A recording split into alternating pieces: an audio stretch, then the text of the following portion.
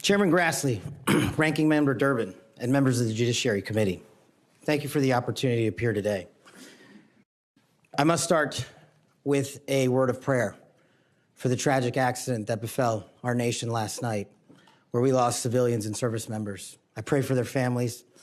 I pray for law enforcement and military personnel, and I pray for their souls, and hopefully God will find them peace in the near future.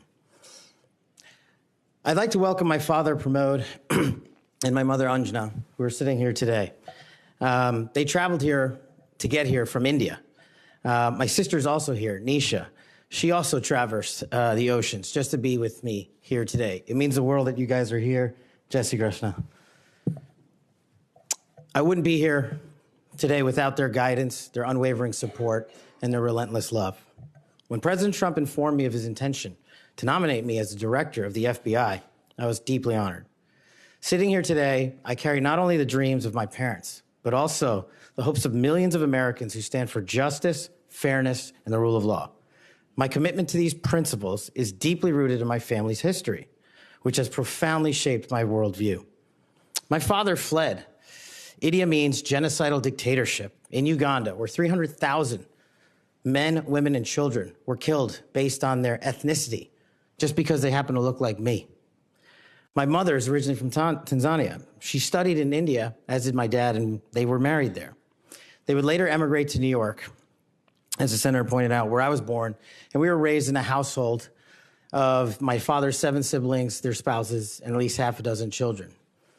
That's the only way we knew how to do things at the time, in the 70s and 80s, the Indian way. But we would soon learn the American way. These values have shaped and been the driving force of my career in 16 years of government service. Protecting the rights of the Constitution is of the utmost importance to me and has been every single time I've taken that oath of office. The recent terrorist attacks in New Orleans tragically claimed the lives of 14 innocent Americans and serve as a stark reminder that our national security is at threat, both internally and externally. The FBI, the Federal Bureau of Investigation, and the Department of Justice, where I served, play a pivotal role in securing our freedoms and our safeties for American citizens. If confirmed as the next FBI director, I will remain focused on the FBI's core mission.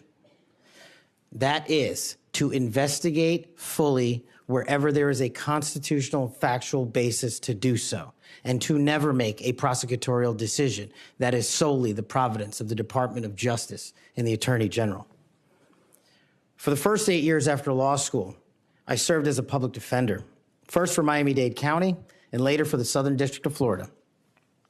During that time, I represented some pretty awful human beings, charged with some pretty heinous crimes.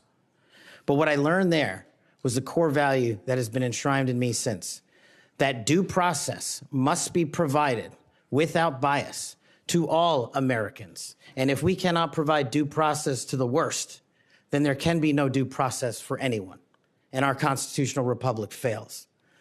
But I battled on that hill for that due process. I would later serve in the Obama Justice Department as a terrorism prosecutor in the National Security Division, where we successfully contributed to the prosecutions of terrorist organizations like Al-Qaeda, Al-Shabaab, and others. I was honored to receive the 2017 Assistant Attorney General's Award from Loretta Lynch for my work in helping the Ugandans bring members of Al-Shabaab to justice for murdering 74 innocent people, including an American. I would also receive the Human Intelligence Award from the intelligence community for related work on that mission. My experiences at the National Security Division and would later be followed by my experiences on the National Security Council as Senior Director for Counterterrorism, and later as the Deputy Director of National Intelligence, responsible for the production, creation, and promulgation of the Presidential Daily Briefing, our nation's most sensitive classified information and secrets to protect our country. My time in the White House was preceded by my time right here in Congress as a staffer on the House Intelligence Committee, where I spearheaded the investigation that exposed serious FISA, Foreign Intelligence Surveillance Act, abuses by members of the Department of Justice and the Federal Bureau of Investigation. That misconduct eroded the public trust in our FBI. The erosion of trust, as Chairman Grassley pointed out, is all too low today. 40% of Americans have trust in the FBI. In order to get it back, there's a twofold track, Senator.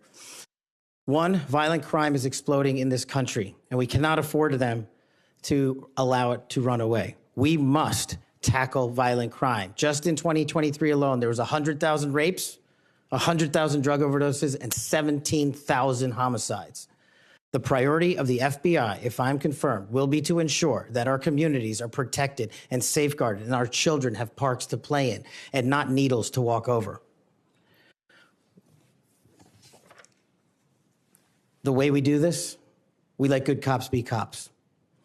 We let law enforcement and we provide them with the tools necessary and resources they need to get after violent crime. The second way we do this on equal track is aggressive constitutional oversight from Congress. The public trust can only be restored if there is full transparency, and I am committed to that full transparency. Members of Congress have unfortunately submitted hundreds of questions that have been unanswered by the FBI in recent times. That will not occur if I am confirmed. All appropriate requests for information will be responded to expeditiously and fully. I'm committed to working alongside the dedicated men and women of the FBI. They are warriors of justice, and I will always have their backs because they have the backs of the American people. I look forward to answering your questions, and I want to take a moment to thank my family, my friends, people who traveled here, and my entire team that has made this day possible. God bless America, and I look forward to your questions.